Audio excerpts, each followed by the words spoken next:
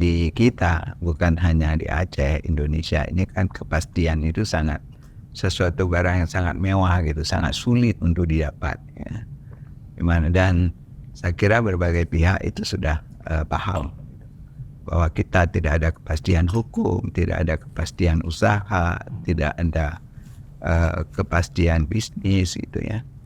Sekarang menjadi kesempatan sebetulnya bagi Aceh ketika pilkada ini dilakukan secara serentak, itu harus melahirkan pemimpin yang dipercaya oleh masyarakat, yang mampu untuk mengatasi berbagai ketidakpastian ini.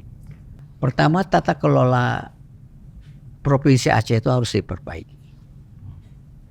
Ya, itu management. Dicarilah pimpinan yang baik ke depan. Nih kebetulan sekarang ada pilkada, bupati, wali kota, 27 November. Ya, gubernur. Ya. Nah, kami mengharapkan saudara-saudara kami di Aceh, pilihlah yang terbaik dari yang baik-baik. Nah sekarang udah 19 tahun kita udah damai, tapi itu nggak menjadi kesempatan yang baik untuk memperbaiki keadaan. Lagi-lagi karena tata kelola pemerintahan tidak diperbaiki. Secara nasional kita atur pemerintahan yang bersih, program-program yang punya dampak kepada masyarakat. Dan kami Menpanon itu punya peta kabupaten mana yang paling baik, yang paling jelek, provinsi yang paling mana paling baik, paling jelek. Saya pernah bawa staf ke Aceh, ada wali Nanggro, ada gubernur, untuk kita kasih penataran lah satu hari. Tapi setelah pembukaan mereka nggak datang lagi, nggak peduli. Nah sekarang pelan-pelan sudah mulai meningkat, tapi belum cukup baik untuk dikatakan sebagai tata kelola pemerintahan yang memadai. Nah di Aceh ini dalam pilkada juga kita pikir masyarakat Aceh perlu memilih pemimpin pada semua lini yang mereka terbaik. Tentu di sana masing-masing kabupaten, kota, dan provinsi punya calon. Pilihlah yang Anda anggap lebih baik dibandingkan. Jadi bukan hanya persoalan gubernur, termasuk kepala daerah, bupati, wali kota ya. Betul. Itu juga sangat penting ya. Betul. Berarti kita harus betul-betul mendata itu untuk bisa mendapatkan figur-figur yang kredibel ya. Iya. Kalau saya pemimpin cukup perintah aja salah. Kalau itu jangan jadi pemimpin. Iya. Pemimpin betul-betul punya kemampuan manajerial yang lengkap, termasuk kepemimpinan. Yang sederhana tadi saya katakan aja lah, white gitu ya, planning, organizing, equating, dan controlling. Saya kira kalau itu dilakukan ya, kalau kelihatannya pemimpin-pemimpin yang ada ini mungkin cukup memenuhi lah ya. Tinggal nanti kita lihat yang mana yang paling baik di antara yang ada itu, betul-betul untuk membawa Aceh lebih baik dihadapkan dengan masalah yang demikian banyak tadi. Kenapa Aceh masih begini ya? Tadi semua sudah diidentifikasi. Kalau saya mau katakan kata kuncinya kan satu. Begitu lama kita bisa bersatu. Begitu lama, Pak. Mungkin ekoran semua peristiwa-peristiwa panjang itu sampai pada saat ini masih belum bisa bersatu. Jadi harapan, ini pilkada. Tapi ini bukan permusuhan. Bisa enggak ya? Teman-teman di Aceh kita semua lah bersama-sama, jangan menimbulkan pembelahan di tengah masyarakat. Ya, semua siapapun yang akan tampil sebagai kepercayaan masyarakat, dia harus menjadi pemersatu sesudah itu. Kompetisi kita selesai pada saat kertas sudah masuk ke dalam bilik suara. Saudara-saudara saya yang perempuan dari Aceh, mari kita dukung pemilihan ini. Jangan tidak pergi ke TPS, bahwa perempuan-perempuan semua harus memilih, dan kita yang di depan untuk memerangi ini. Stunting ya, paling tinggi, tertinggi juga, kemudian itu kualitas sekolah, ya kan? Kualitas sekolah di sana itu sangat tinggi. Jadi ayo kita seperti Malahayati, ayo kita seperti Cudnyanin.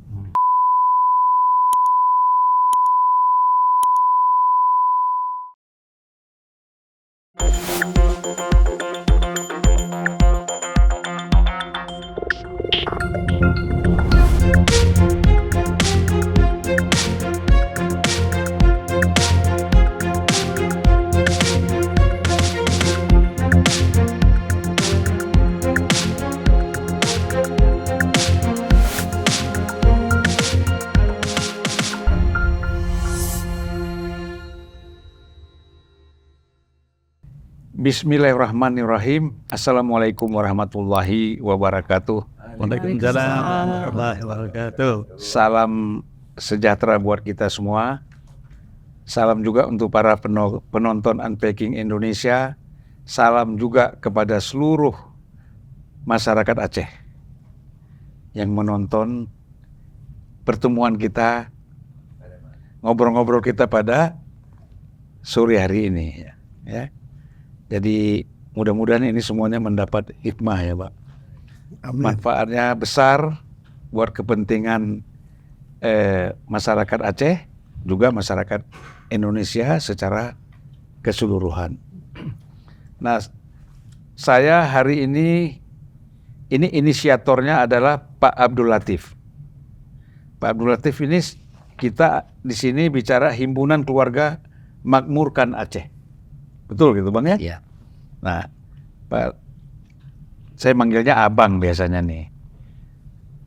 Bang Abdul Latif sebagai ketua sini. Apa? Koordinator. Ketua. Ketua ya? Ketua. Ketua. Sekarang musim-musim ketua semua.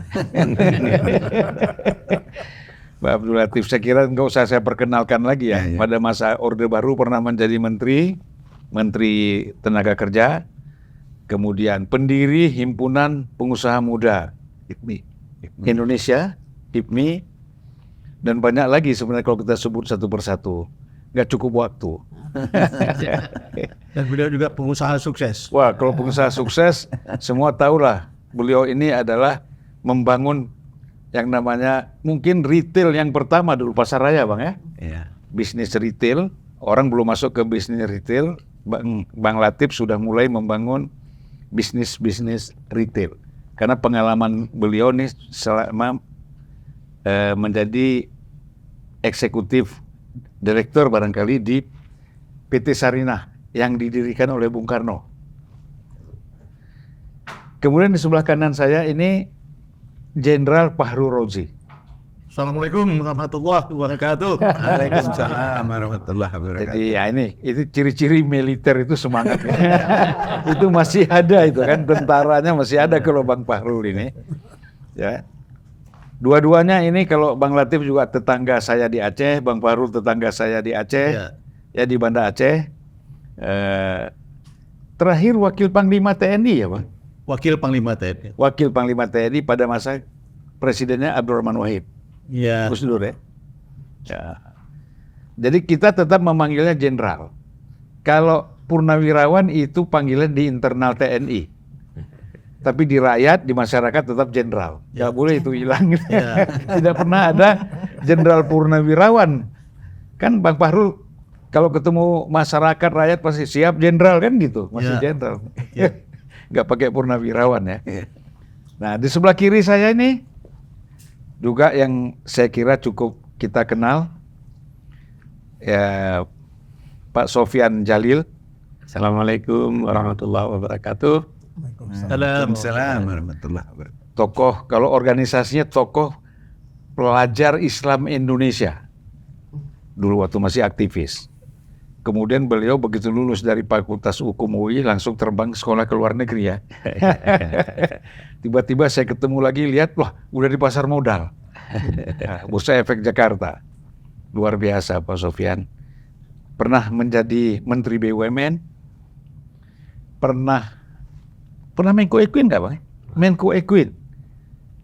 Kemudian pernah juga Kepala Bappenas. Terus Menteri ATR ya. Yang sekarang dijabat oleh Ketum AHY kan gitu. Nggak pakai ke ya, Ketum AHY kan kalau dipanggilnya kan begitu.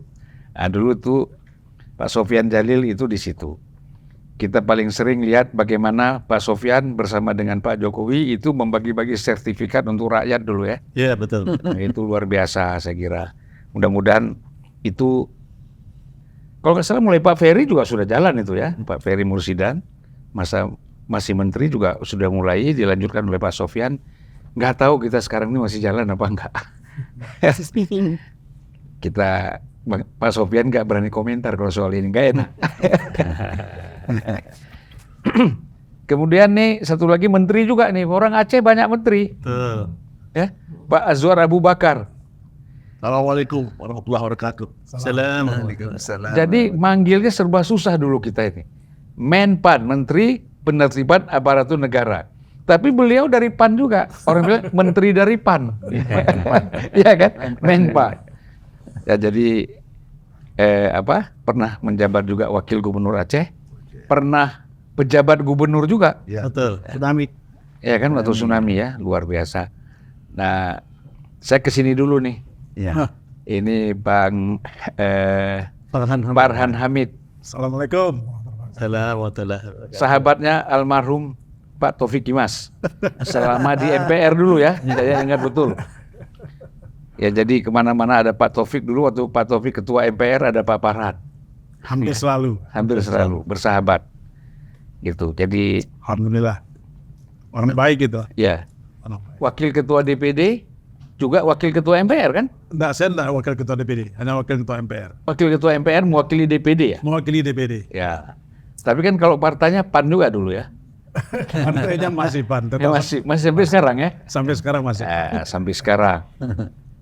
Nah, di sebelah kiri paling ujung ini Pak Surya Dharma. Assalamualaikum warahmatullahi. Jadi Pak Surya Dharma ini saya taunya terakhir kepala Ketua Taman Istana Muda. bukan kan di Pertamina Direktur Pertamina. Direktur Pertamina ya pernah. Kemudian di lembaga ini SKK enggak ya? Masyarakat Energi Terbarukan Indonesia. Ya, Masyarakat Energi Terbarukan Indonesia.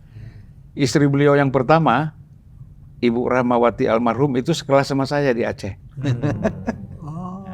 Sekelas sama saya. Bukan. Nah, itu kan cerita kita kan. Cuma sekelas ya kamu. Sekelas ya. Sekelas, ya kan? Tahu saya. Habis itu saya pindah ke Medan, pisah kita di kelas 2 SMP, Ya, ya. SMP 1 ya. Betul. Ini saya bilang istri pertama saya sebutkan almarhum, kalau enggak orang curiga nih. Ada berapa? Nah, di sebelah kanan ini Ibu Hanifah. Assalamualaikum. Luar biasa, aktivis. Kalau kita bilang nih, kalau di HMI kan Kohati, luar biasa. Sampai beliau ini, beliau lagi. Sampai Ibu ketemu dengan Bang Ferry Mursidan Baldan, ya, lalu berkeluarga. Jadi beliau adalah ibu ini, Ibu Hanifah sebagai istri almarhum Bang Ferry, ya.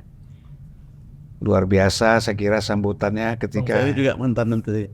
Ya, tadi udah saya bilang mantan Ya. menteri ATR ya. Iya. Ya. Jadi banyak sekali orang Aceh sebenarnya ya. Tapi periode yang sekarang nih setelah Pak Sofyan nggak ada lagi ya Pak? Belum. Belum ya? Belum. Nanti Ada Wamen. Hah? Wamen Kominfo. Wamen Kominfo. Oh, enggak lagi. Masih. Ya. Bukan Nezar sekarang. Masih. Tambah. Oh, ditambah. Diganti. Lu bilang diganti kemarin gimana? Ya Bang Parupa saya Menteri Agama. Allah Akbar. Yang selalu waktu Pak Jokowi dulu acara datang ke Aceh, Bang Paru dulu yang disebut. Mana menteri dari Aceh ini? Pak Sofian nggak datang tuh waktu ya acara di Lux Mame ya Bang? Iya, saya mewakili beliau juga waktu itu. Ya baiklah, kita ini ngobrol-ngobrol santai sebenarnya walaupun materinya sangat serius ya. Karena ini kan terus terang aja saya melihat ada rasa prihatin ya. Melihat kondisi Aceh saat ini, kemudian tidak boleh prihatin terus. Mesti ada semangat, motivasi untuk bagaimana memperbaiki sehingga keprihatinan itu lambat laun berkurang kan gitu Bang Latif ya. Nah di sini dari hikmah mungkin sesama tokoh-tokoh ini sudah merumuskan apa sih persoalan-persoalan Aceh yang paling mendasar sekarang yang memang perlu mendapat perhatian bukan hanya masyarakat Aceh saya kira, tapi juga termasuk pemerintah pusat, masyarakat tokoh pusat harus punya perhatian karena Aceh ini posisi strategik ya, gitu loh. Pertama adalah misalnya kita lihat dari hasil survei BPS, itu menyatakan bahwa pada September 2020, 15,43% total penduduk Aceh sebanyak 5.407.855 jiwa itu dalam keadaan miskin.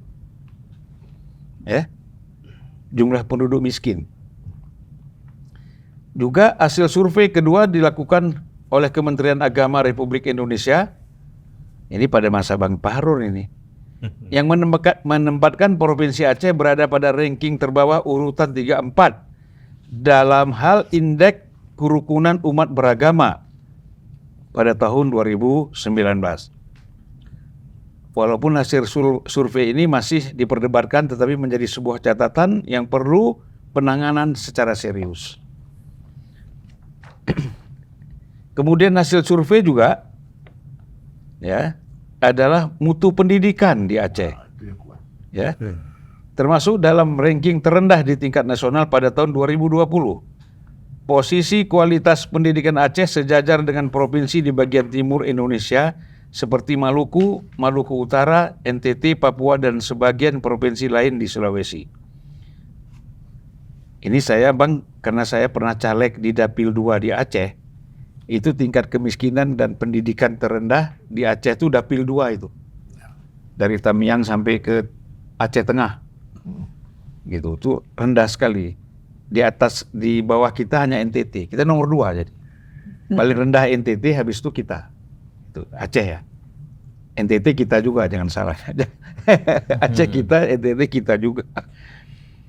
Nah, kemudian yang keempat ini adalah menempatkan Aceh masuk pada peringkat 20 dalam musabaqah tilawatil Quran. Bayangkan, kita ini Serambi Mekah, ya, boleh dibilang mayoritas 90% lebih itu orang Aceh, tetapi pada tingkat MTQ tahun 2020 di Sumatera Barat.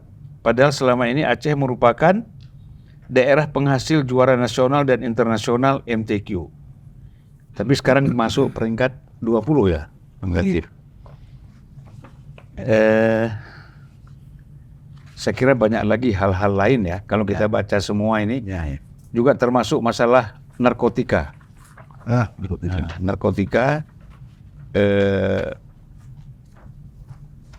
menempatkan Aceh masuk peringkat ke-6 sebagai provinsi paling rawan peredaran penyalahgunaan narkoba. Padahal dulu walaupun ganja itu kita bilang banyak di Aceh, tapi tidak sampai peringkat 6. Ya. Sekarang sudah di ladang-ladang ganja kan relatif sudah dimusnahkan, tapi masih narkoba. Ini sabu-sabu.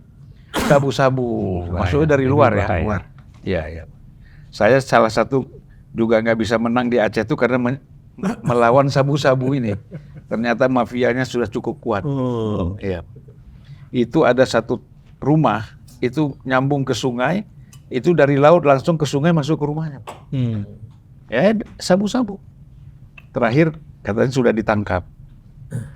Itulah rawannya di Aceh ini. Lalu urutan nomor 3 nasional, masyarakat Aceh terpapar dengan konsumsi berita hoax. Ini bahaya lagi. Berita hoax ini Pak Sofyan nih, yang pernah menjadi kalau nggak salah menjabat Kominfo ya dulu Pak.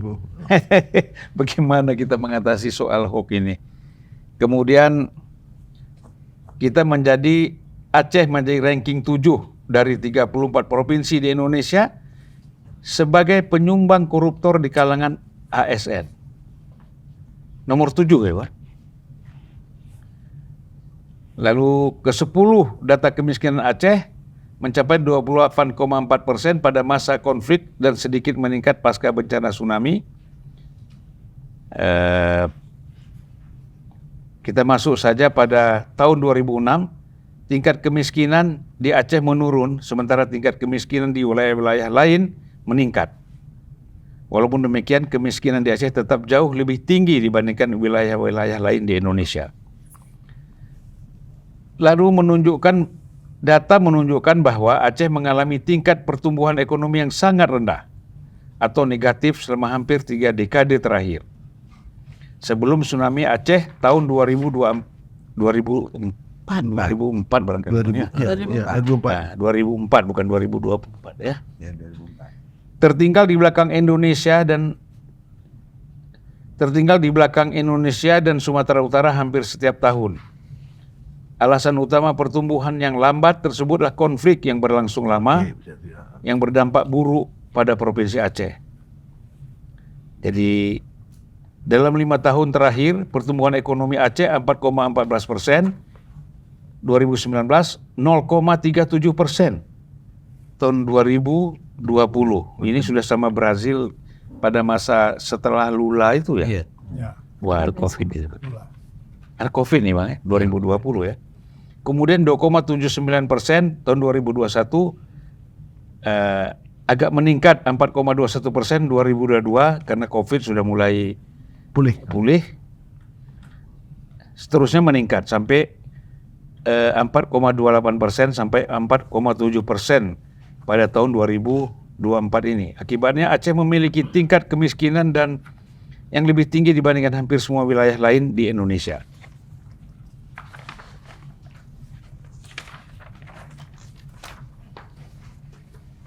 Angka pengangguran di Aceh relatif stagnan dari 6,3% pada tahun 2021 menjadi 6,04% pada tahun 2023. Dengan porsi tertinggi berada di daerah Luk Semawe dan Aceh Utara yaitu antara 11 sampai 8%. Padahal kan ini daerah ini dulu luar biasa, sumber minyak, sumber gas kita ya.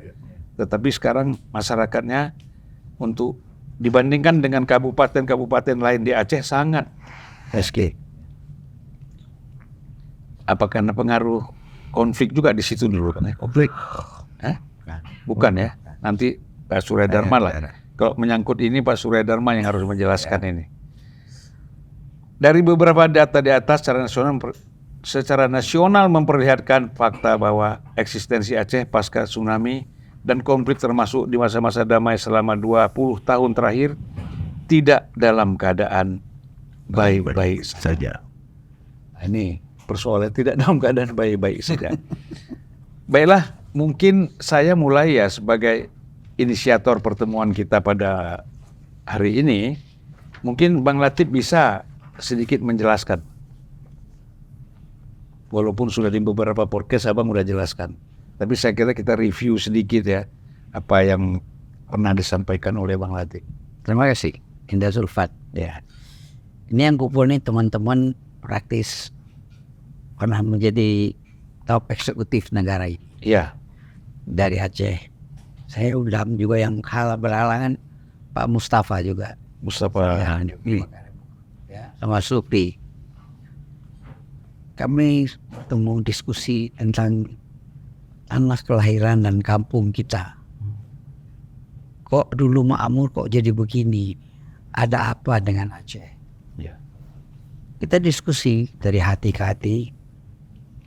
Kita berkesimpulan ini bukan kejadian 1-2 hari dari kemarin. Kalau kita analisa lebih jauh, ini akibat perang pertama yang berkepanjangan. Satu negeri atau negara yang perang berkepanjangan, negara itu dalam kesulitan. Rakyat yang miskin, mereka hilang self confidence ya, keyakinan diri, lebih menjadi individual, menyelamatkan diri. Dan ini terjadi Aceh. Kemudian damai Aceh. Ya. Ada pemerintahan. Di mata kami ini Damai itu tahun berapa dulu ya Bang Paru ya? tahun 2009 2005 2005. terakhir. 2005 ya. Pak Sofyan di rundingnya. ya. Oh ya. Oh ada lengkap ada gubernurnya juga. Ya. Nah itu sampai data-data ini kita dapati itu mismanagement, salah urus, ada korupsi macam-macam.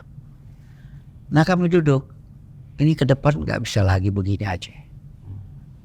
Negeri makmur kok jadi begini gitu. Ini ada yang salah. Kita jangan mempersalahkan orang lain, saya bilang sama teman-teman. Di mana peranan kita memperbaiki kampung kita itu. Iya. Makanya kami berkumpul, kami melihat. Nah, pertama tata kelola Provinsi Aceh itu harus diperbaiki. Ya, itu management. Nah, dicarilah pimpinan yang baik ke depan. Nih kebetulan sekarang ada pilkada, bupati, wali kota, 27 November. ya gubernur, ya. Nah kami mengharapkan saudara-saudara kami di Aceh, pilihlah yang terbaik dari yang baik-baik, itulah kasarnya begitu. Ya bang. Oh, ya. Saya ke ini dulu Pak Azwar dulu nih sebagai orang yang pernah menangani persoalan-persoalan birokrasi kita. Ya. Ini kan kalau kita bicara pilkada, kita bicara soal birokrasi, ini kan nggak bisa dilepaskan dengan orang-orang yang the right man and the right place. Itu lebih penting. Orang benar tapi tempatnya salah, atau orang salah tempatnya benar kan nggak bisa. Nah ini yang ngerti ini artinya mungkin orang secara umum mengerti. Tetapi orang yang pernah menangani ini kan Pak Azwar. Oh, di kementerian maksudnya? Di kementerian dan melihat juga untuk pada tingkat provinsi dan kabupaten, Bang. Bagaimana? Baik, makasih. Persoalannya banyak. Tapi yang putus asa, Ya. we can overcome. Kata orang Inggris, kita bisa atasi. Ya. Asal yang pertama kita punya pemimpin yang baik. Oke. Itu harus didapat dengan proses politik yang baik. Tidak akan dapat pemimpin yang baik tanpa proses politik yang baik, yang demokratis, terbuka, bebas memilih, adu gagasan dan sebagainya. Kira-kira gitulah. Ya. Nah, itu kita pilih. Nah, bicara soal seperti disampaikan oleh Pak Latif, tata kelola pemerintahan. Saya kan duduk di Wagub Ya. Gubernur. Karena sebagai orang swasta, saya ikut memperbaiki semampu saya waktu itu. Tapi dalam keadaan konflik. Nah sekarang udah 19 tahun kita udah damai, tapi itu nggak menjadi kesempatan yang baik untuk memperbaiki keadaan. Lagi-lagi karena tata kelola pemerintahan tidak diperbaiki. Secara nasional, kita atur pemerintahan yang bersih, program-program yang punya dampak kepada masyarakat. Dan kami Menpanon itu punya peta kabupaten mana yang paling baik, yang paling jelek, Iya. provinsi yang paling mana paling baik, paling jelek. Saya pernah bawa staf ke Aceh, ada wali nanggro, ada gubernur, untuk kita kasih penataran lah satu hari. Tapi setelah pembukaan mereka nggak datang lagi, nggak peduli. Nah sekarang pelan-pelan sudah mulai meningkat, tapi belum cukup baik untuk dikatakan sebagai tata kelola pemerintahan yang memadai. Jadi kunci kita cari pemimpin yang baik, melalui proses politik yang baik untuk memperbaiki tata kelola pemerintahan. Ya sekarang kan persoalannya kalau kita bicara gubernur misalnya, ini kan hanya ada 2 calon, ya kan?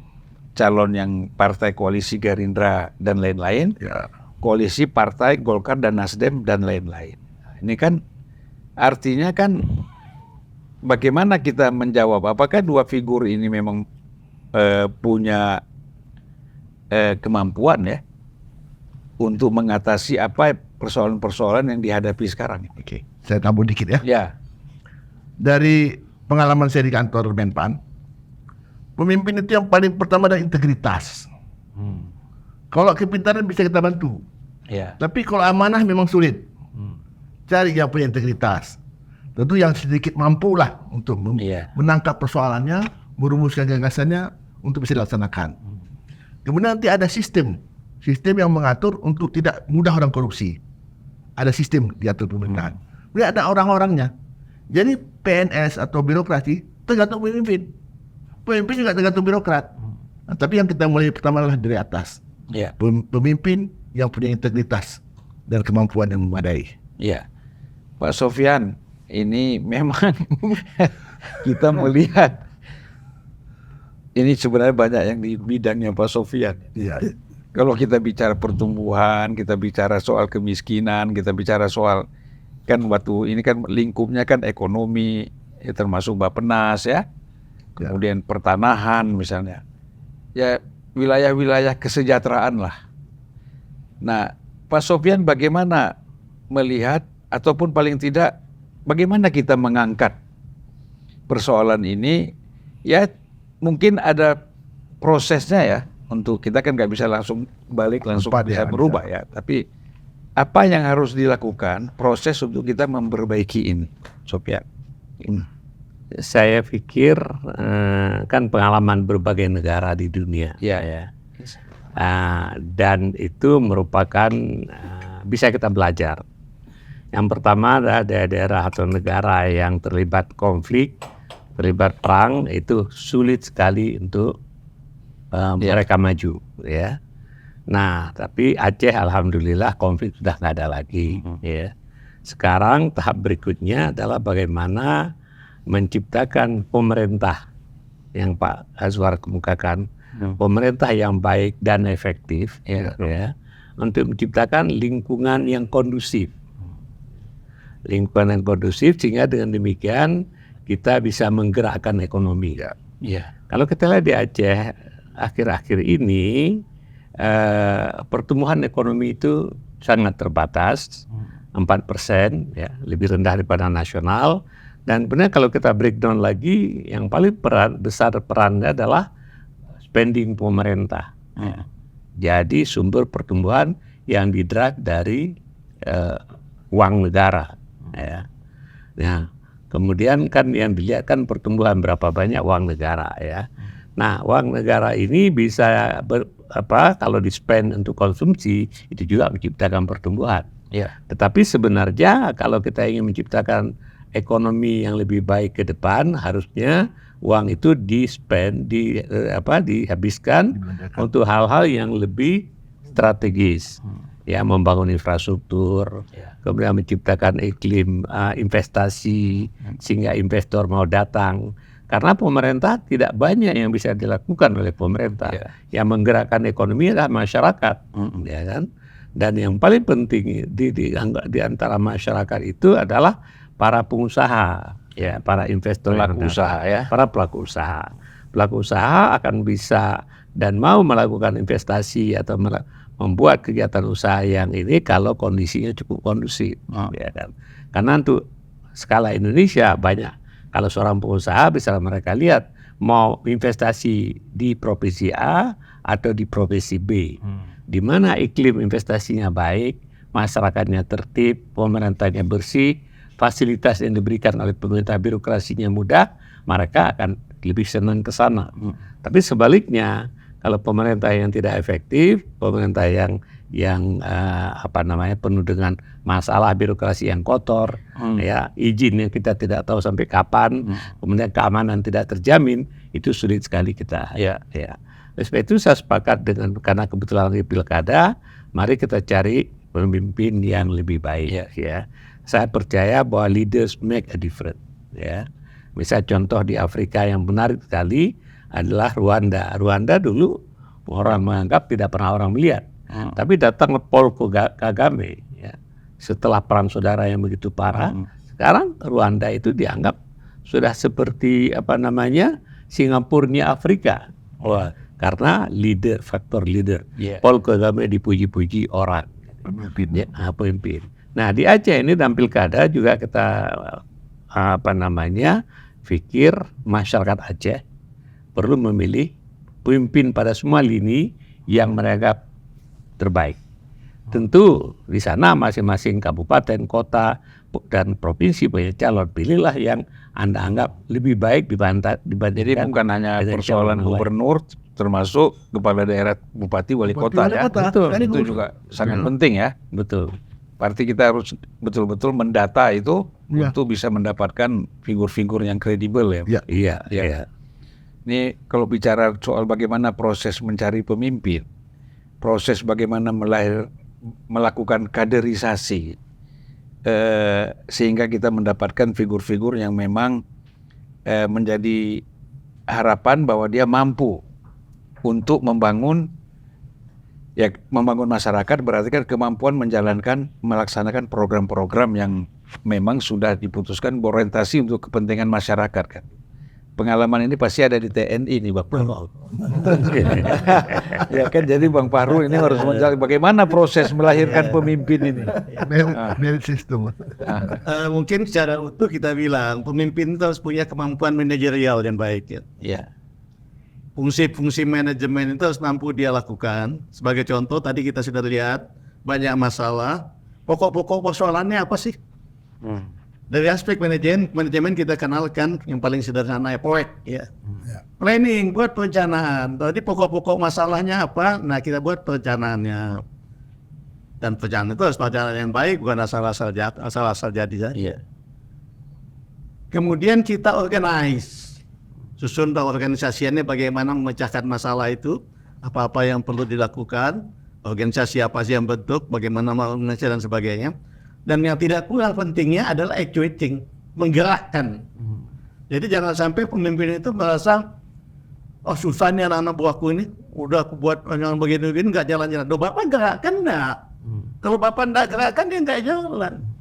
Menggerakkan itu butuh juga kecerdasan, butuh juga kepemimpinan. Jadi betul-betul pemimpin itu betul-betul utuh, apalagi menghadapi Aceh, ya, yang persoalannya kita dengar tadi sangat kompleks. Jadi betul-betul pemimpin itu mesti cerdas. Yeah. Dia siap juga merencanakan sesuatu dengan baik, mengorganize, menggerakkan, dan melakukan controlling dengan baik. Jadi tidak bisa kemudian merasa bahwa kalau saya pemimpin cukup perintah aja salah. Kalau itu jangan jadi pemimpin. Yeah. Pemimpin betul-betul punya kemampuan manajerial yang lengkap, termasuk kepemimpinan. Yang sederhana tadi saya katakan aja lah, POEK gitu ya. Planning, organizing, actuating, dan controlling.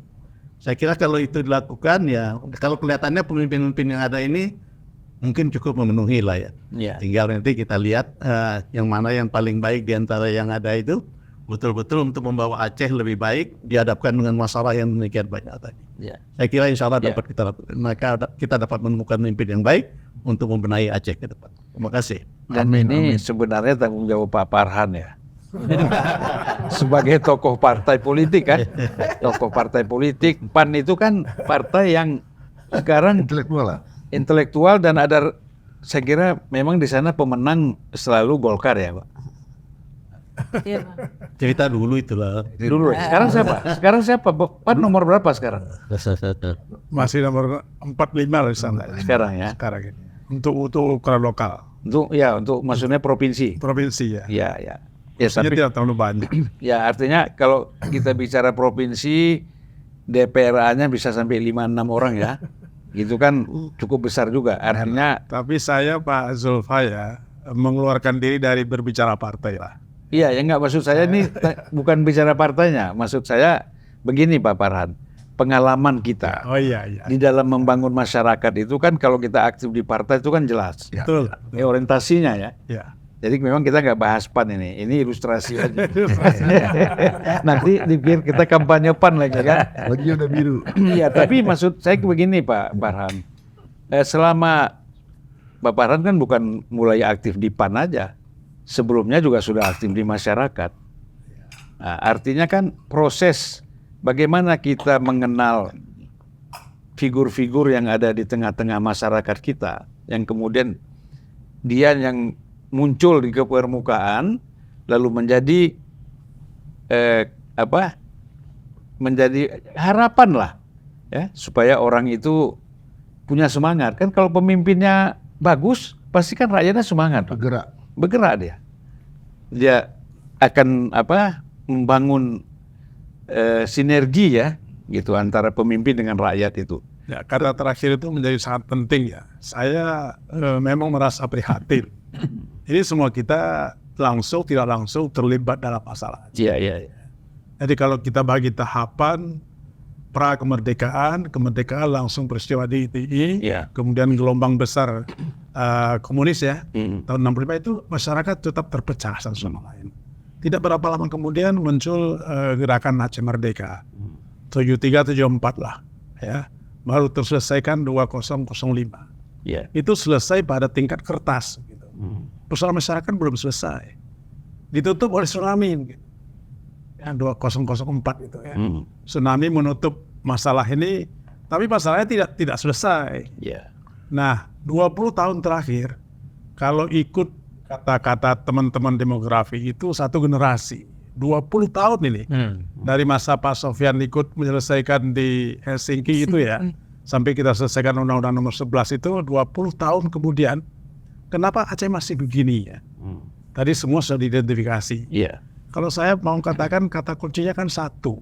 Begitu lama kita bisa bersatu. Begitu lama, Pak. Mungkin ekoran semua peristiwa-peristiwa panjang itu sampai pada saat ini masih belum bisa bersatu. Jadi harapan, ini pilkada. Tapi ini bukan permusuhan. Bisa enggak ya? Teman-teman di Aceh kita semua lah bersama-sama jangan menimbulkan pembelahan di tengah masyarakat. Ya, semua siapapun yang akan tampil sebagai kepercayaan masyarakat, dia harus menjadi pemersatu sesudah itu. Kompetisi kita selesai pada saat kertas sudah masuk ke dalam bilik suara. Ini yang perlu kita bangun bersama-sama ya. Kita tidak menentukan siapa yang akan terpilih, wali kota, bupati, segala macam, tapi semua pemimpin yang akan dipercaya itu harus sampai kepada kata-kata, mari kita bersatu membangun Aceh. Potensi luar biasa, Pak. Jadi maksudnya Pak Farhani jangan contoh sebagaimana terjadi di pusat. Selesai pilpres masih ribut. Kita tidak boleh ribut lagi. Semua itu sudah boleh ribut. Saya katakan kita kan teman-teman di Aceh ini seperti kata Pak Sofyan ya. Mungkin banyak di antara teman-teman kita di Aceh pikirannya itu belanja dari pemerintah. Ini tidak bisa kita membangun kalau belanja dari pemerintah.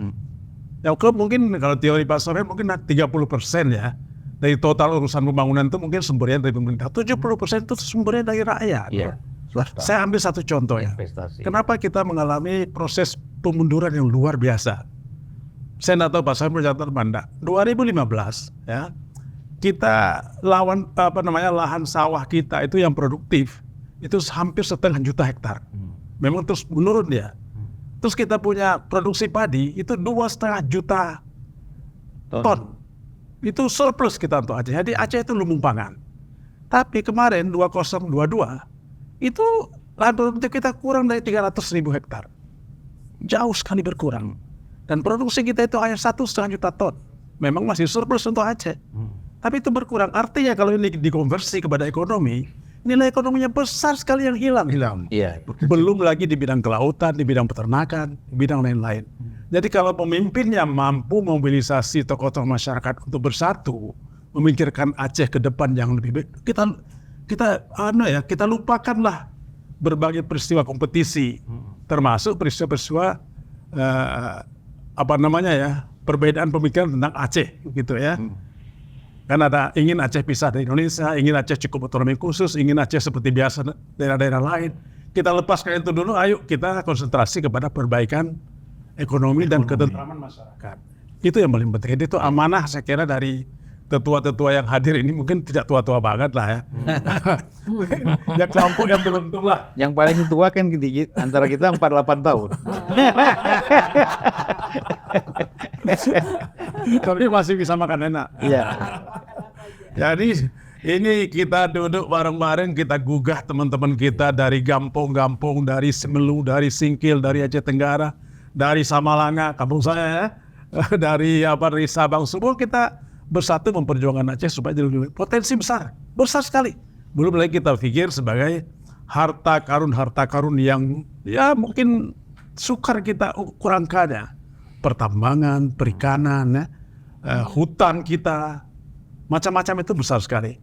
Ya, misalnya sebentar lagi kita akan menghitung berapa kita bisa terima dari pembayaran untuk harga karbon itu ya. Terus mulai hitung-hitung itu ya. Karbon kredit itu ya.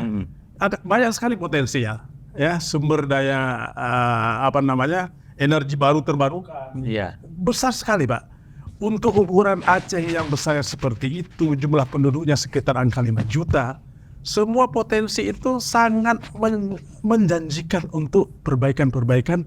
Semua angka-angka ini akan meloncat jauh dia. Tapi Pak Farhan ada satu pertanyaan.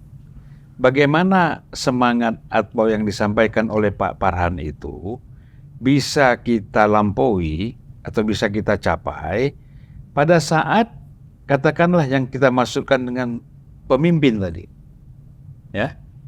kemudian dengan kemampuan yang sangat terbatas, dan dia tidak memahami misalnya persoalan-persoalan yang ada, yang kita diskusikan tadi tengah-tengah masyarakat. Ini kan confuse, saya belum tahu solusinya gimana nih Pak Sofian. Misal kita punya presiden, kemampuan terbatas ini, sementara persoalan negara begitu besar. Nah, bagaimana ruang masuk investasinya ini? Iya kan? Ruang masuknya itu di mana nih? Kan karena kan policy bukan di masyarakat ya. Policy kan ada di leader itu. Nah, ini Pak Farhan, kita perlu cari solusi nih. Seandainya kita kan harus berpikir, orang yang terpilih menjadi katakanlah gubernur misalnya atau bupati misalnya tidak sesuai dengan harapan kita. Iya. Nah, kemudian sementara kan kita kepingin maju dengan investasi masuk, pelaku pengusaha masuk. Ini bagaimana? Saya nggak ngerti saya cara masuknya itu seperti apa. Enggak, gitu. kalau saya melihat ya masyarakat Aceh itu mungkin salah satu kelompok masyarakat yang punya kemampuan meraba masa depan. Nah, tapi kadang-kadang yang diraba salah. Ya. Jadi harapan kita dari periode ke periode kemampuan meraba itu menjadi meraba yang tepat. Nah, ini yang penting. Ya, kalau istilah Pak Sofian dulu sama saya. Kalau boleh saya ikut nih, Ya, Bro. gimana, Pak Ini kan Sofian? demokrasi ya. Ini demokrasi dengan segala plus dan minusnya. Ya. Demokrasi itu ya offer yang ada, tawaran yang ada, dia di atas meja. Masyarakat nggak bisa memilih yang nggak ada di meja. Ya. Itu yang di meja ini pilihlah yang terbaik yang menurut Anda. Karena itu nggak ada yang lain. Ya. Karena tahu bisa di luar sana bagus sekali, tapi dia tidak ikut berkompetisi. Itu di tingkat negara, itu di tingkat kabupaten, di tingkat provinsi. Jadi di Aceh ini saya pikir, ya kan, masyarakatnya cukup tercerahkan. Orang Aceh saya sangat tercerahkan. Mereka akan bisa memilih siapa yang terbaik di antara yang ada. Iya, iya. Jadi itu yang kita harapkan, sama seperti di Indonesia kemarin. Semuanya sate kambing. Cuma itu aja. Tapi ya pilih sate yang enak. Ya desain kambing itu. Iya, itu ada sate kambing. Yang ada lemahnya kan gitu. Iya. Saya berharap yang terpilih itu ikut mendengarkannya podcastnya Pak. Sehingga mereka membuka diri, membuka diri untuk apa yang kita katakan, ya mesti dirangkul yang lainnya begitu. Betul. Tidak boleh menginjak begitu. Itu penting sekali. Jadi jangan memilih pemimpin Aceh itu seperti memilih ayam dan telur. Yang tadi dikatakan sekarang di depan kita sudah ada katakanlah 2 calon Untuk level provinsi. untuk level provinsi. Juga ada beberapa calon di masing-masing kabupaten dan kota. Pilihlah yang terbaik. Di samping itu masyarakat Aceh itu sendiri sadar Aceh itu harus damai gitu kan. Jadi di masyarakat Aceh itu dia memilih yang ada, pilih yang terbaik, kemudian berdamai. Jangan ribut lagi. Kemudian masyarakat itu kan dikenal ada ulama. Bagaimana ulama Aceh sekarang? Ulama menjadi panutan masyarakat. Para ulama bersatu juga gitu loh. Mari para ulama duduk membangun Aceh itu. Kemudian terkenal waktu saya kecil Saudagar Aceh. Di mana ini Saudagar Aceh sekarang?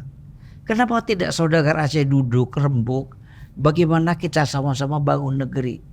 Dulu yang kasih pesawat Republik ini Saudagar Aceh dulu. 2 pesawat Bung Karno datang tahun 48. Di mana sekarang Saudagar Aceh itu? Ayo kita Saudagar Aceh. Salah satunya, ayo kita duduk berkumpul bagaimana kita mempersatukan, memperkuat ekonomi perdagangan di Aceh. Juga para intelektual Aceh juga. Itu salah satu kuncinya tadi Pak Farhan itu ya. Artinya salah satu kuncinya memang di pengusaha ya. Pengusaha salah satunya. Itu kuncinya. Jadi walaupun katakanlah birokrasi kita tidak terlalu bagus, tapi kalau pengusaha ini memang mau terlibat dan bergerak, saya kira sedikit banyak membantu juga. Bisa bantu. Nah, Dan itulah. bibit itu tetap masih ada di Aceh. Jadi ada pengusaha yang sama sekali tidak berhubungan dengan pemerintah dalam artian soal pembiayaan ya. Mandiri sekali. Jadi betul-betul yang Pak Latif katakan tadi itu masih ada turunannya Pak. jiwanya ya, bukan orangnya, bukan keturunannya. Jiwa saudagar Aceh itu pasti ada yang melekat. Saya ini sini sebelum ke Ibu Hanifah dan Pak Bang Surya, tadi karena nyinggung ulama nih Bang Farul. Bang Farul kan selama menjadi Menteri Agama pasti kan pernah melakukan komunikasi atau konsolidasi dengan ulama-ulama di Aceh. Ini bagaimana pengalaman Bang Farul melihat apa sih yang dirasakan ulama itu kan gitu? Ulama itu di Aceh sangat diperhatikan. Meskipun mereka punya beberapa yang namanya wilayah kan punya kelompok-kelompok ya. Pada dasarnya mereka pengabdiannya kepada umat bagi kepentingan Aceh sangat tinggi. Jadi gampang kita ajak. Untuk itu ya kita pesankan kepada pemimpin Aceh ke depan, manfaatkan betul ulama-ulama ini. Kalau nggak dimanfaatkan sayang. Mereka kan berkatakan sibuk dengan umatnya. Tapi mereka punya konsep-konsep bagaimana mengajak masyarakat Aceh keseluruhan untuk mendukung apa yang direncanakan oleh pimpinan-pimpinan di sana dan kaitan memajukan Aceh. Nah, ini betul kita pesankan kepada pemimpin ke depan tapi alhamdulillah saya lihat wakil gubernurnya Cawagu ada juga yang ulama-ulama terkenal. Mungkin beliau-beliau ini bisa dimanfaatkan maksimal, bukan saja untuk memenangkan mereka, tapi untuk membangun Aceh ke depan. Benar. Ya itu kan mereka kan sebenarnya karena memang harus mereka yang ada di atas meja kan itu tadi Pak Sofyan bilang kan. Aduh, Bu Hanifah ini terus terang kalau di Aceh ini sebenarnya beliau ini kan pengusaha tambang. Bergerak di bidang tambang. Untuk Bapak kasih tahu, kita belum tahu. Tahu saya lama sekali dia ini berjuang di tambang itu memang boleh kita bilang itu militan sekali ya. Militan sekali. Saya tahu persis Ibu Hanifah. Perempuan Aceh. Iya. Nah jadi Bu Hanifah begini, sebenarnya kan begini, di Aceh ini kalau kita bilang tambang itu ada, ya kan? Artinya orang berani membangun pelabuhan untuk mengirimkan batu bara seperti di Nagan itu antara Pak Surya dengan Trakindo dulu kan, itu kan bikin pelabuhan, ya kan? Angkut dari Nagan Melabuh bawa ke India atau Cina? India misalnya. Di sebelahnya lagi ada lagi saya tahu ada Antoni Salim punya yang tidak dikelola-kelola itu. Saya pernah masuk ke sana juga. Tidak jalan, mungkin nanti bisa jalan kan gitu. Terus kita tahu namanya Bumi Resource. Ini kan dulu Bakri punya, sekarang sudah beralih, saya nggak tahu siapa yang pemiliknya ya. Tetapi sudah produksi emas juga di sana.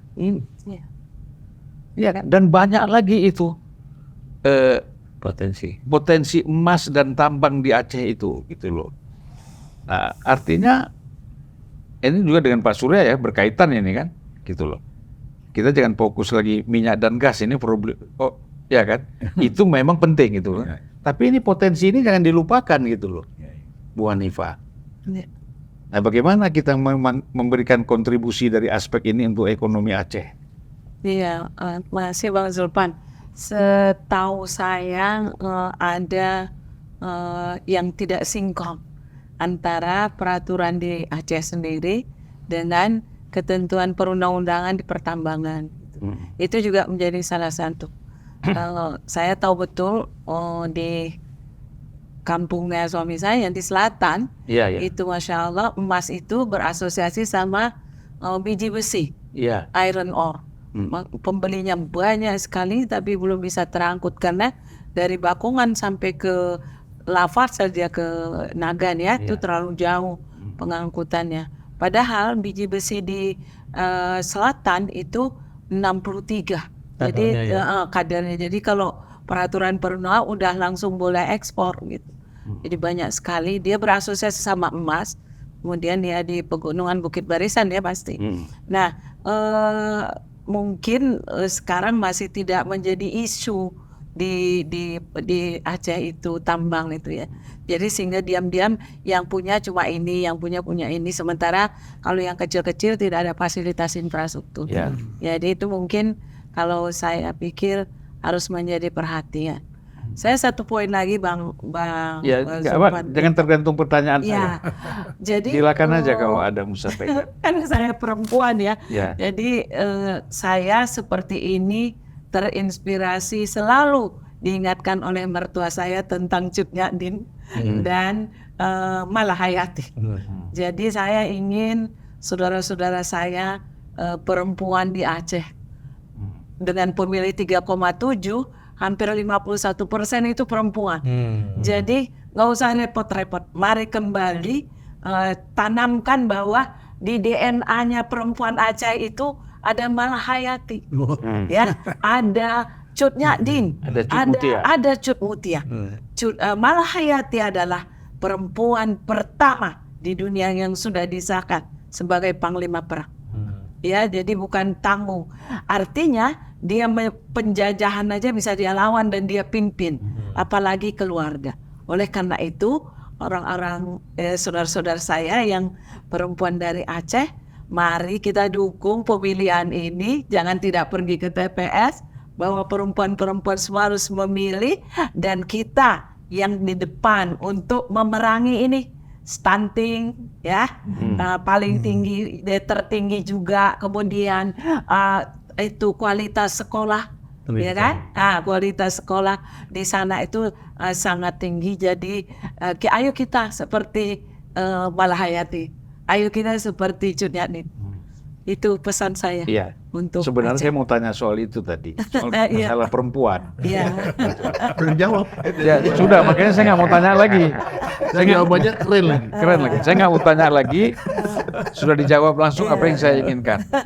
Jadi mengetahui yang gaib. Iya. Sebelum ditanya. Iya, Bang Surya, ini memang apa ya?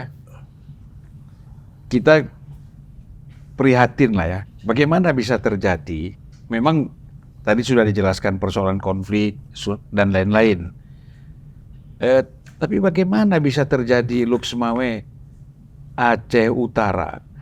Saya ingat betul itu di bawah tahun 80-an. Itu kan daerah paling terang, Pak. Kita rasanya masuk kota Luxmawe itu seperti siang, Pak. Betul. Iya kan? Ini siang apa malam? Kita nggak tahu karena terang sekali. Luar biasa, pelabuhannya hebat, semua hebat. Ya, tetapi sekarang bagaimana? Kondisinya paling miskin di seluruh Aceh. Ya kan? Artinya sekarang pun sebenarnya sudah hidup lagi nih. Oil dan gas di sana kan mulai hidup lagi nih. Saya dengar sudah ada yang ambil ya, sudah ada yang jalan juga ya. Gitu. Nah, ini gimana, Bang? Problemnya apa nih? Iya. Saya kira tadi. Tapi gini, kalau ada juga nanti pikiran-pikiran menyangkut bukan hanya persoalan ini, yang lain-lain silakan aja. Ya, Silakan, Pak. saya menarik apa yang disampaikan oleh Pak Sofian tadi, bahwa membangun satu daerah atau negara itu tidak cukup hanya dilakukan oleh pemerintah, tapi perlu keterlibatan semua pihak gitu ya.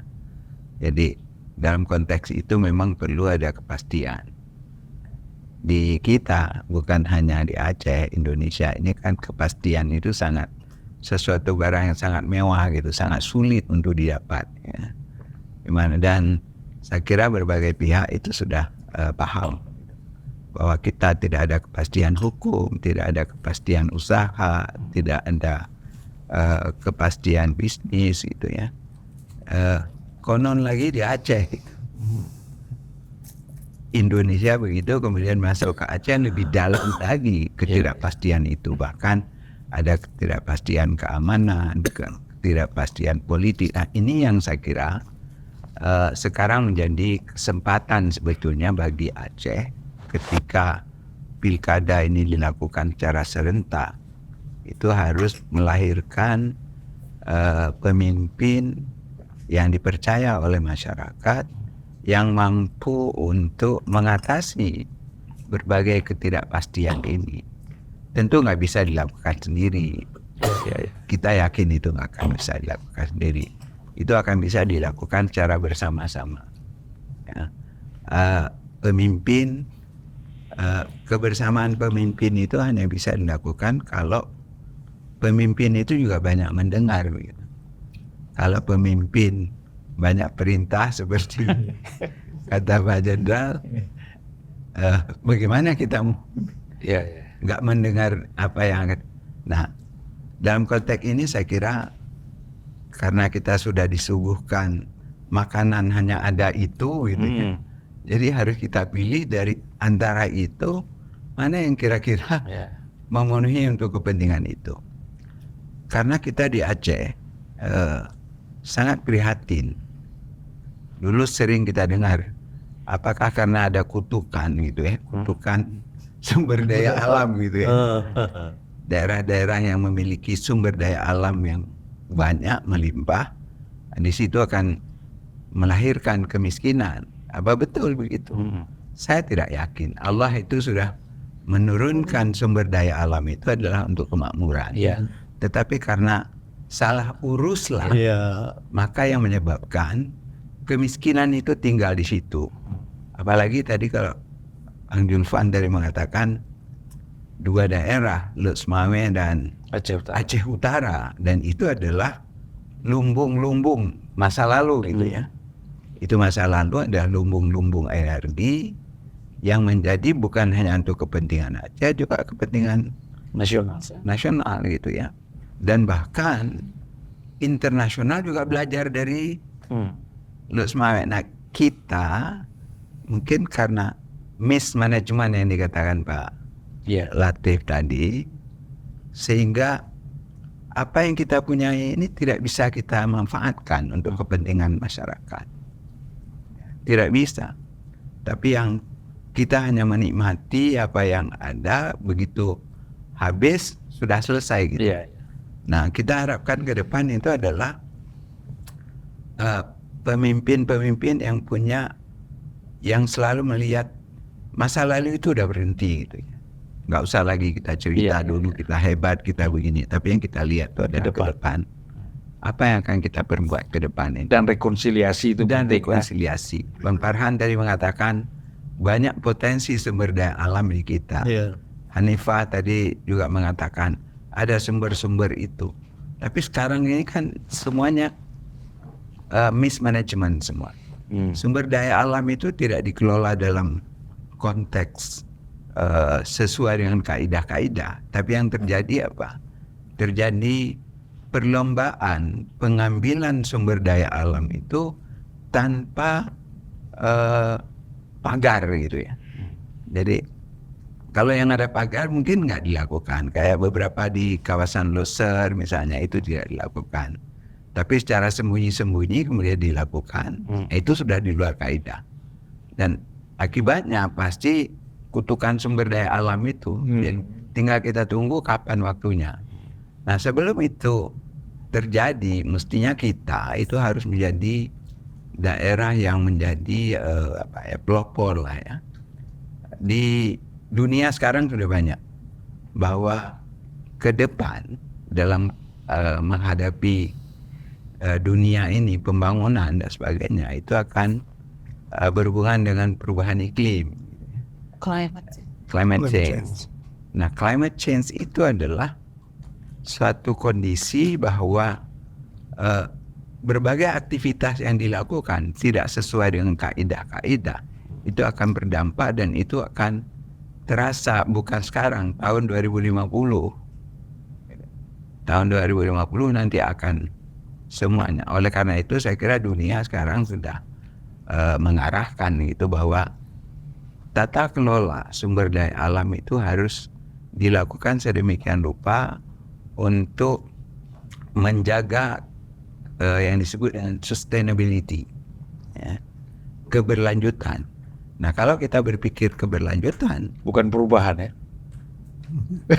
perubahan tapi terus dilakukan perubahan gitu ya. Ya, keberlanjutan dan perubahan. Perbaikan ya. Enggak, dia berubah tapi terus berlanjut gitu ya. Itu Tapi bukan berhenti gitu. Ini sumber daya alam. Enggak, biar nggak ngantuk gitu.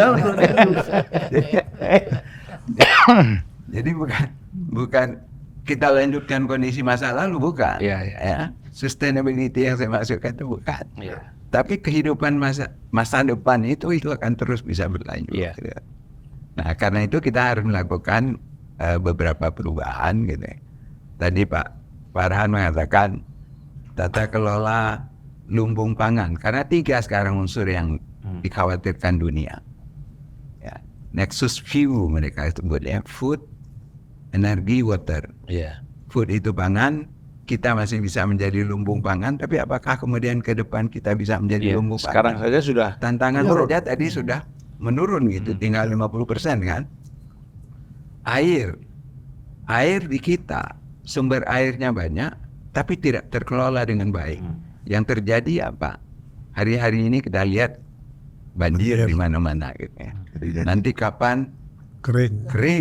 Irigasi nggak Jadi jalan. tidak ada kesinambungan antara air dan kering itu secara baik. Ini yang kedua. Yang ketiga itu energi. Ya. Energi itu di kita yang kita lihat sekarang itu betul-betul energi yang ekstraktif. Diambil, habis, ditinggalkan. Tapi kita tidak pernah berpikir energi itu adalah yang berkesinambungan, yang sekarang orang sebut dengan energi terbarukan. Jadi kalau kita masuk ke energi, berpikirlah ke energi terbarukan sebagai satu mekanisme yang bisa berlanjut. Tidak seperti sekarang, hanya bergantung kepada energi yang ekstraktif, diambil. Arun kita lihat contohnya, ambil tahun 78 mulai, 2014 berakhir, setelah itu berhenti dan yang ditinggalkan adalah kemiskinan. Iya. Mungkin ini yang menjadi tantangan pemimpin ke depan. Tapi kalau kita bicara investasi, Bang, ya saya melihat Trakindo misalnya ya, Ya. dia berani masuk di Aceh. Dan dia berani investasi bangun pelabuhan. Pelabuhan. Sehingga dia mempunyai saham 70%. Sekarang sahamnya berbalik. Ya. Pak Surya tadi punya 20 jadi 80. Ya. Trakindo terbalik. Ya, itu saya nggak mau cerita sebabnya apa. Ini panjang lebar nanti. Ya. Bang Latif bisa marah kalau saya ceritakan nanti. Jadi dalam usah kita ceritakan. Nah, kemudian ada juga Bumi Resource. Perusahaan besar. Bisa masuk investasi di sana dengan nyaman. Saya kenal sekali dengan presiden direkturnya dan pemiliknya. Ya. Anda aman. Bikin bangun tambang di sana. Jalan nggak? Jalan, Pak. Nggak ada masalah. Masyarakat nggak ada. Itu yang ada orang bilang nggak ada itu. Kita jalan aja semua. Nah, nampaknya ini bagi-baginya ini cocok. Jadi investor itu mau juga keluar duit asal dia aman, semua kebagian. Kan gitu. Itu kuncinya itu juga, Bang. Itu gimana nih Pak Sofyan? Jadi kalau kita bicara tadi investor tertentu yang sudah kenal wilayah, ya mereka tahu cara how to deal, ya. Ya. Nah, tetapi kalau kita ingin menciptakan ekonomi yang lebih kompetitif, tentu pemerintah harus menciptakan lingkungan yang kondusif, aturan yang pasti, ya. Tidak case-case. Tidak case seperti tadi. Nah, di dalam perang pun ekonomi tetap jalan, tetapi pemainnya adalah orang-orang yang sangat terbatas, Yang punya akses. dan sangat terbatas. Ya. Jadi di Gaza sekarang ekonomi tetap jalan, begitu ya, walaupun tidak seperti separah Mudah seperti itu. mudah, iya. Jadi ekonomi itu karena kebutuhan hidup masyarakat manusia. Tapi kita bicara Aceh ini, yang kita inginkan adalah bagi sebuah daerah, sebuah negara, bagaimana menciptakan iklim, ya kan? Iklim yang mengurangi ketidakpastian, ya. Kemudian pelayanan yang dapat diprediksi. Nah, itu yang sebenarnya dan di sini peran pemimpin sangat penting. Kalau di Indonesia kita lihat misalnya dulu Banyuwangi. Ya Banyuwangi kan benar-benar tempat yang sangat mengkhawatirkan. Tapi datang Azwar Anas jadi bupati 10 tahun, itu berubah Banyuwangi dari siang, dari malam menjadi siang. Kan? Seperti itu. Jadi faktor pemimpin ini menjadi sangat penting. Ini kesempatan di Aceh, pilihlah pemimpin pada semua level, orang-orang yang Anda anggap terbaik. Yang akan membantu nanti, ya. Walaupun tentu tidak seperti membalik tangan. Ya, sebenarnya nih putaran kedua ini saya tidak bertanya lagi. Langsung aja siapa yang mau bicara. Nah, makanya ini kan Pak Azwar, silakan. Izin Pak Latif. Kita mengundang investor besar di Aceh sulit.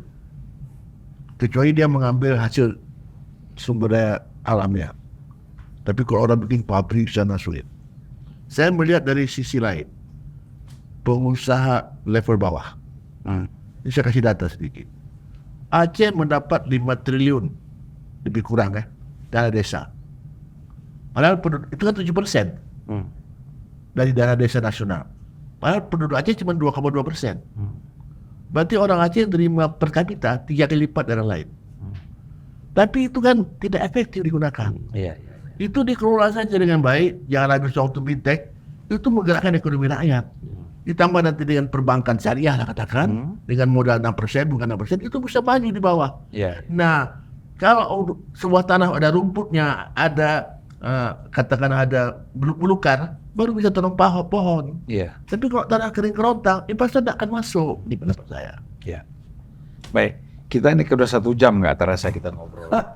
Jadi ada waktu saya minta sama mereka 10 menit, ya, untuk closing statement masing-masing, gitu loh. Nah, saya mulai dari Bu Hanifah dulu. Tadi karena Pak terakhir, ya sekarang kita jadi closing statement kira-kira ya 1 menit, 1,5 menit lah. Terima kasih Bang.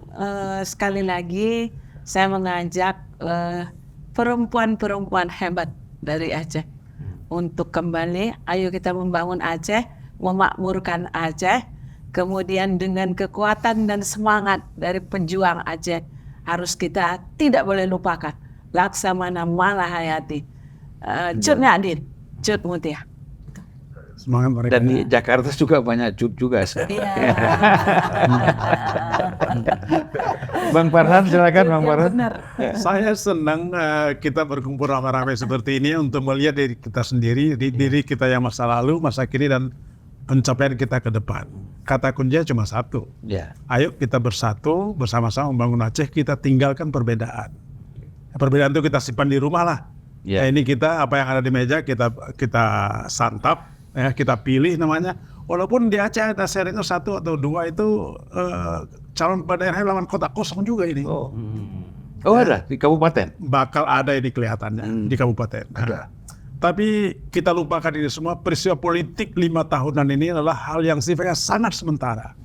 Kehidupan dan masa depan Aceh itu harus kita perbaiki. Jangan sampai kita menjadi perampok masa depan anak cucu kita. Itu penting sekali. Kalau Pak Taufik itu bilang, dia bilang sama saya, kekuasaan itu sharing. Ya kan? Sharing, jangan mau makan sendiri, bagi-bagi supaya semuanya enak. Silakan Bang Farul, mungkin ada kata akhir. Ada, saya ingin menggarisbawahi sedikit yang ada pelemparan granat ya baru ini di salah satu rumah calon wagub calon gubernur ya. Saya ingin katakan Anda yang melakukan itu betul-betul bukan tipikalnya orang Aceh. Orang Aceh tidak pengecut seperti itu. Itu kan pengecut itu. Lempar granat lari sembunyi nggak tahu siapa itu ya. Orang Aceh itu betul-betul orang keturunan pahlawan. Jadi kalau memang ada yang tidak dia sukai sampaikan. Bukan dengan diam-diam melempar granat. Dan itu sangat memalukan Aceh dan mengganggu citra umum tentang Aceh. Dianggap Aceh selama ini sudah aman, loh tiba-tiba kok ada seperti itu. Jadi kembali orang itu ya kita kutuk aja bersama. Ya apapun maksudnya urusan dia lah ya. Tapi Anda memalukan Aceh dan Anda bukan tipikal orang Aceh. Gitu. Ini yang ngomong Jenderal Aceh. Bang Latif belakangan. Silakan.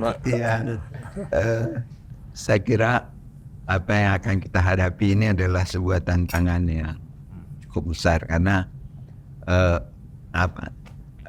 bertempur dalam diri sendiri gitu ya.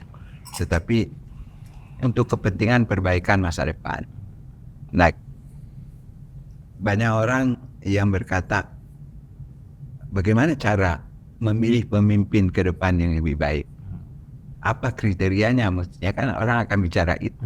Nah, inilah kita serahkan kepada orang-orang Aceh. Karena orang-orang Aceh itu adalah orang-orang yang beradab. Ya, kalau saya dulu dari kecil, dari kampung, itu selalu yang diajarkan pertama itu adalah adab. Ya. Dan berpolitik orang Aceh itu pinter. Ya.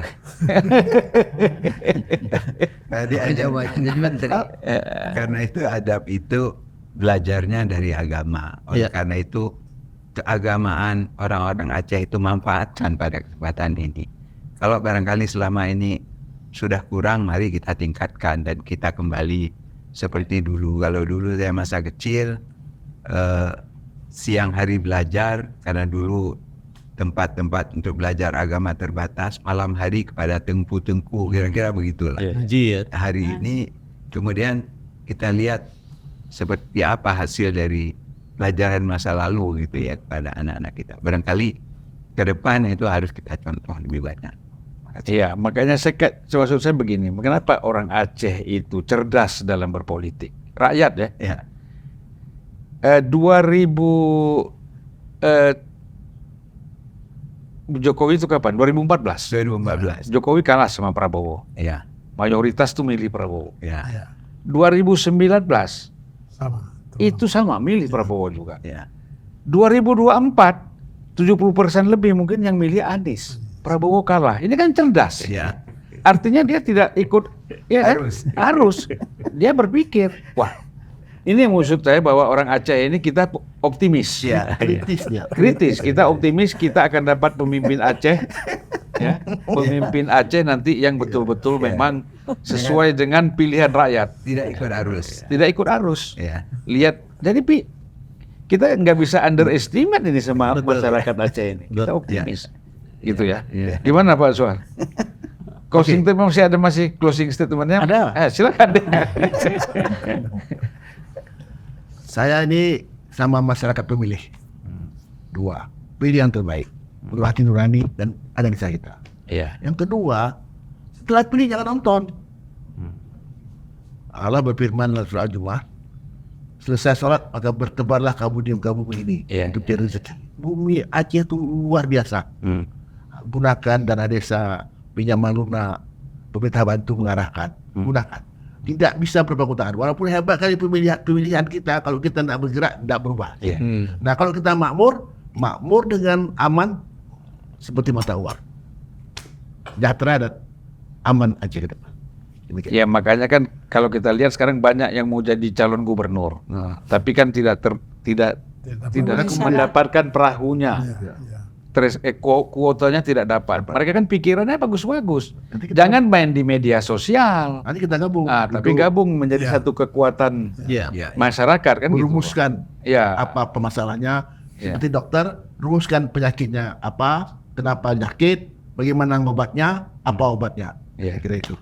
Pak Sofyan silakan. Ya, Pak. kalau kita lihat hukum alam, ya, kalau kita sudah jatuh dan sampai ke bottom, itu tidak ada lagi tempat jatuh, kecuali balik. Ya. Kalau lihat masalah yang diceritakan tadi, yang dihadapi di Aceh kan begitu banyak masalah, yang saya pikir masyarakat Aceh sudah punya kesadaran bahwa ini harus kita atasi bersama, ya kan?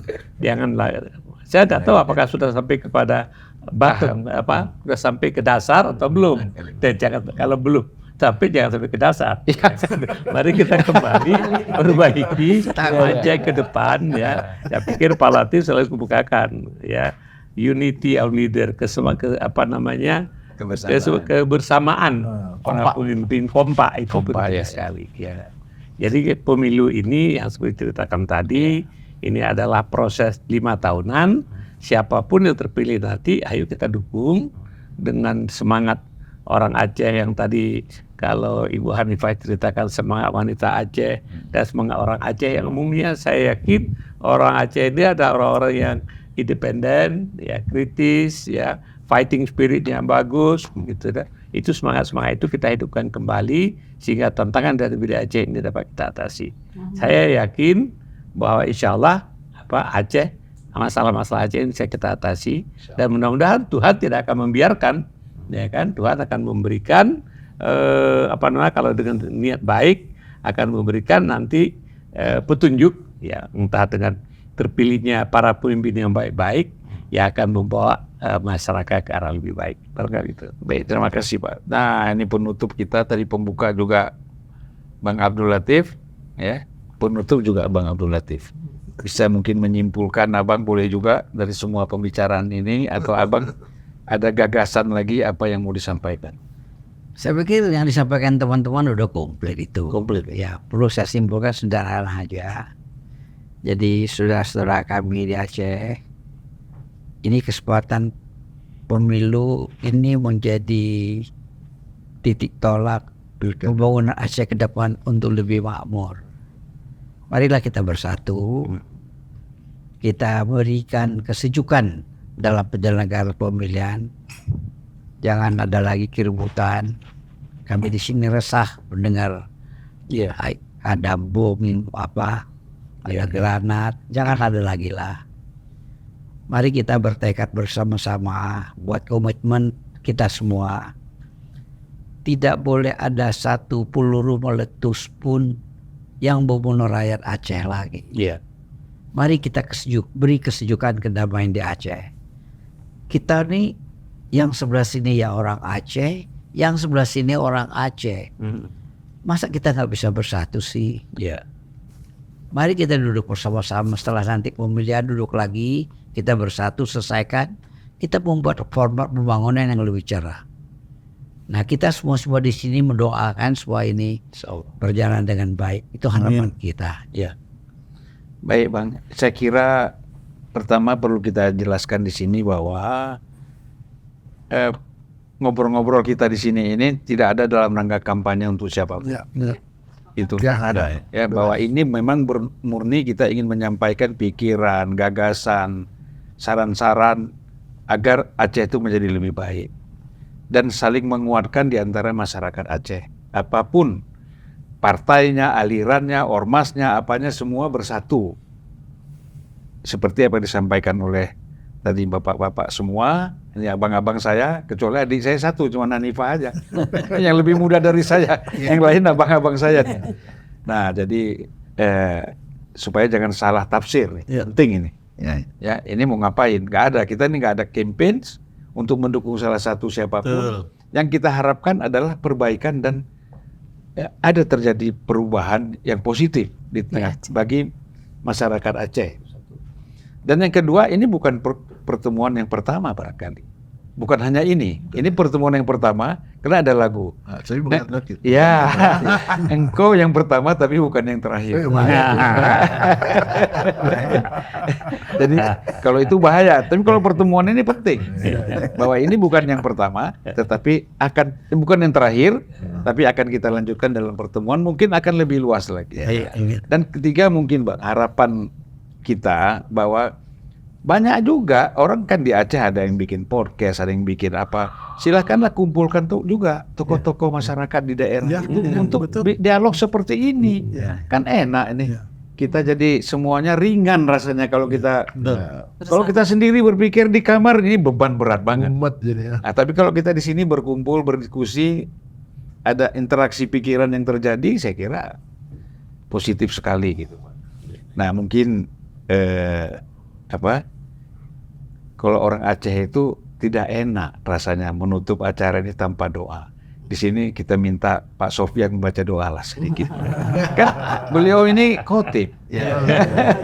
Silakan Pak Sofyan. Mari kita berdoa. Kita mulai dengan sama-sama membaca umul kitab Al-Fatihah. Al-Fatihah.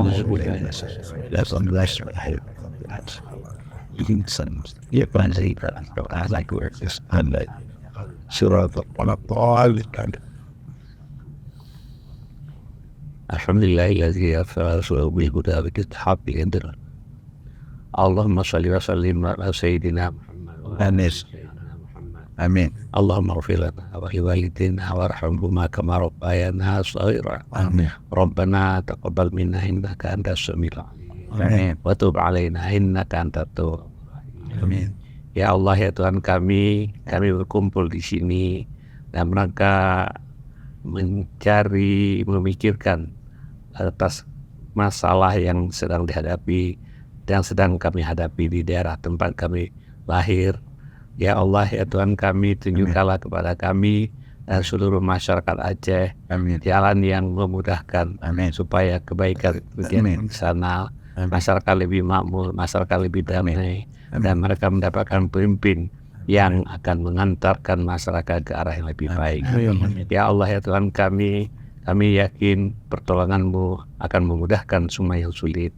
Kami yakin ya Allah petunjuk-Mu akan mengantarkan kami ke arah yang benar, yang baik.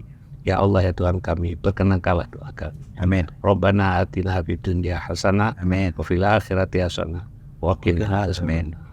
Subhana rabbika rabbil izzati amma yasifun. Wassalamun alal mursalin. Alhamdulillahi rabbil alamin. Doanya juga sejuk sekali nih. Terima kasih.